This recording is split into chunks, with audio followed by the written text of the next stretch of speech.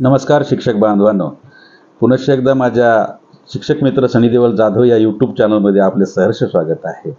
आपण माझ्या व्हिडिओंना जो प्रचंड प्रतिसाद देत आहात त्याबद्दल मी तुमचा खूप खूप आभारी आहे। आज आपण पुनश्च एकदा एक गंभीर आणि थोडासा गुंतागुंतीचा विषय घेऊन आलेलो आहोत।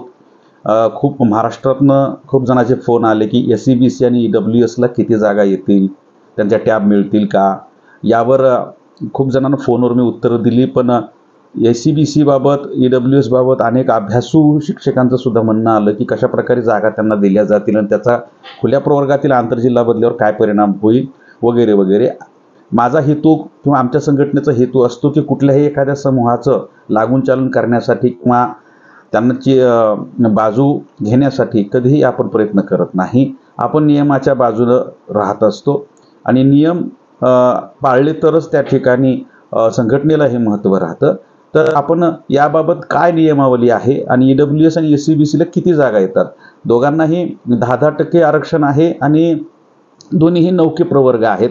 आता SEBC मधून सुद्धा आंतरजिल्हा बदलीसाठी शिक्षक पात्र असल्यामुळे SEBC आणि EWS या दोन्ही प्रवर्गाला त्या ठिकाणी आता टॅब दिला जाऊ शकतो। गेल्या वेळेस काही कारणाने टॅब दिला गेला नव्हता, पण यावेळेस दिला जाईल असं वाटतंय, असं वातावरण आहे आणि तो दिला गेला पाहिजे। तर चला बघूया EWS आणि SEBCच्या वाट्याला किती जागा येतात आणि त्याचा खुल्या प्रवर्गावर काय परिणाम होतो ते आपण पाहूया। आपल्याला माहिती आहे की मराठा आरक्षण म्हणजे जे SEBC आरक्षण आहे ते 26 फेब्रुवारी 2024 रोजी लागू झालेलं आहे आणि त्यानुसार बिंदू नामावली अद्ययावत करण्याचं सुद्धा त्या ठिकाणी शासनानं सगळ्या जिल्हा परिषदेला सांगितलेलं आहे।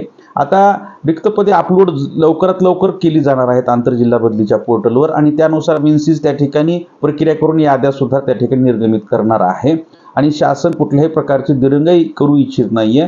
वेगवान कार्यक्रम सुरू झालेला आहे, कारण 2-3 प्रक्रिया एकमेकावर अवलंबून आहे। जिल्हा अंतर्गत बदली प्रक्रिया आहे, नंतर शिक्षक भरती वगैरे वगैरे आहे। तर रिक्त पदे कशा प्रकारे अपलोड केले जाऊ शकतात, तर निवड सूची वर्ष जे असतं ते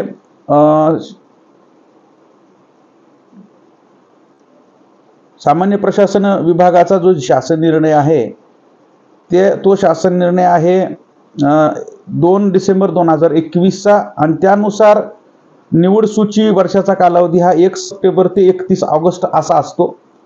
उदाहरणार्थ 1 सप्टेंबर 24 ते 31 ऑगस्ट 2025। आता 1 सप्टेंबर 2024 च्या अगोदर मराठा आरक्षण लागू झालेलं आहे, त्यामुळे निवड सूची वर्ष आता त्याच्यासाठी लागू राहील 1 सप्टेंबर 2024 ते 31 ऑगस्ट 2025। तर एखाद्या आस्थापनेमध्ये जर 150 पद मंजूर असतील, उदाहरण सुद्धा त्या शासन निर्णयामध्ये दिलेलं आहे की कशा प्रकारे एकदमच 10% जागा या SEBCला किंवा EWSला दिल्या जात नाहीत। धरून चला की 150 पद मंजूर आहेत एखाद्या आस्थापनेमध्ये, धरून चला एखाद्या अनुदानित शिक्षण संस्थेमध्ये आहेत, तर 150 पैकी 10% म्हणजे 15% लगेच पद हे नोकर भरतीसाठी उपलब्ध करून दिले जात नसतात किंवा तेच EWSला सुद्धा नसतं। तर ते टप्प्याटप्प्यानं त्या ठिकाणी तो कोटा पूर्ण केला जातो 10%चा। तर त्याची उदाहरणं सुद्धा दिलेली आहेत आणि तीच उदाहरणं ही आंतरजिल्हा बदली प्रक्रियेत सुद्धा लागू होतात, कारण आंतरजिल्हा बदली प्रक्रिया ही नवीन जिल्हा परिषदेसाठी नवीन व्यवस्थापनासाठी नोकर भरतीच असते। सगळे नियम त्याच्यामध्ये नोकर भरतीचेच वापरले जातात। रोस्टर तपासलं जातं, त्यानुसार रिक्त पदे कळवलं जातात, उमेदवार अर्ज भरतात आणि पात्र उमेदवारातून भरती होते। त्यामुळे भरतीचे सर्व नियम जवळजवळ याला लागू होतात। तर कसे पद येतील EWS आणि SEBCला आपण पाहूया। इथं उदाहरण सुद्धा या शासन निर्णयामध्ये दिलेलं आहे की 150 पद एखाद्या आस्थापनेमध्ये मंजूर आहेत, या संवर्गात 97 पदे कार्यरत आहेत आणि 53 पदे रिक्त आहेत।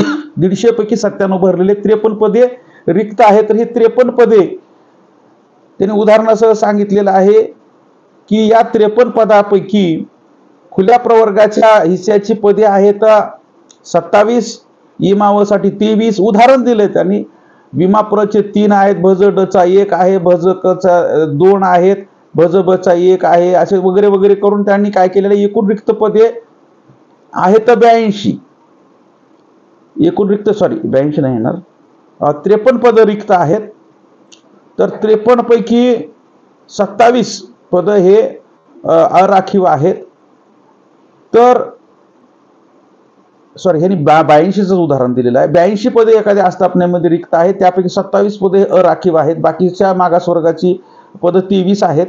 तर हे 82 पदं कशी भरली जातील, तर 82च्या 10% म्हणजे 8.2 म्हणजे 8, एससीबीसीच्या वाट्याला येणार 8 पदे आणि ईडब्ल्यूएसच्या वाट्याला येणार 8 पदे, 8 दुनी 16, आणि खुल्या प्रवर्गाची पदं आहेत 27. तर 27 मधून हे 16 पदं वजा होतील, 11 पदं हे खुल्या प्रवर्गाला शिल्लक राहतील.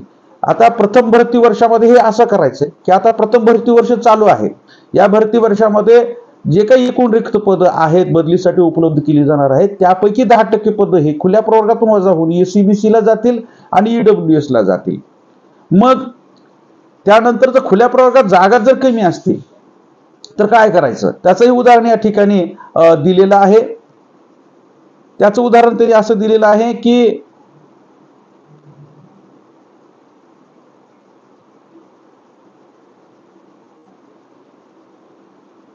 उदाहरणार्थ एखाद्या संवर्गात सरळ सेवेच्या कोट्यातील मंजूर पदे 5476 आहेत. या प्रवर्गामध्ये 4916 पदं कार्यरत असून 560 पदे भरण्यासाठी उपलब्ध आहेत, रिक्त आहेत. म्हणजे 56 पदं हे एससीबीसी आणि प्रत्येकी येतील.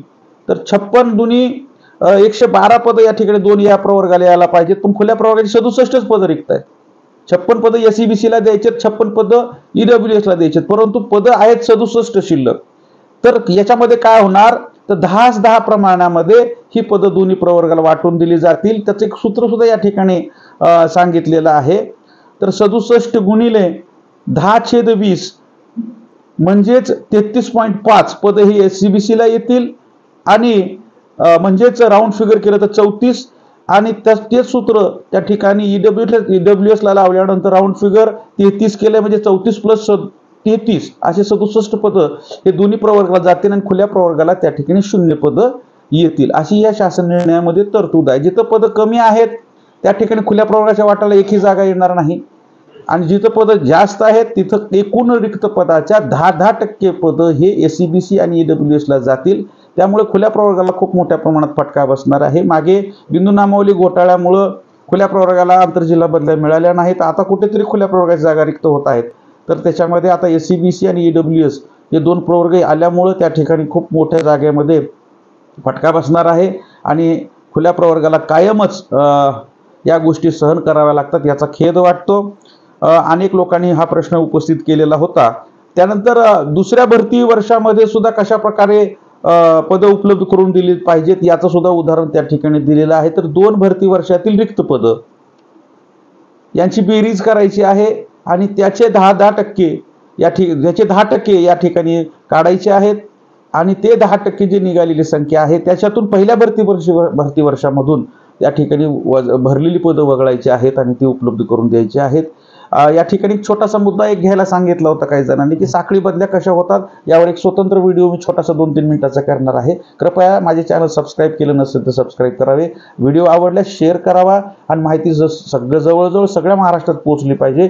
कारण खूप जणांच्या मनामध्ये या शंका असतात, पण ते निरसन करणारं कोणी नसतं आणि शासनाकडे ते पाठपुरावा करायला लागतात. तर व्हिडिओ आवडल्यास कृपया शेअर करावा आणि माझे चॅनल सबस्क्राईब करावे. धन्यवाद. आणि काही शंका असेल तर कमेंट करावे. धन्यवाद.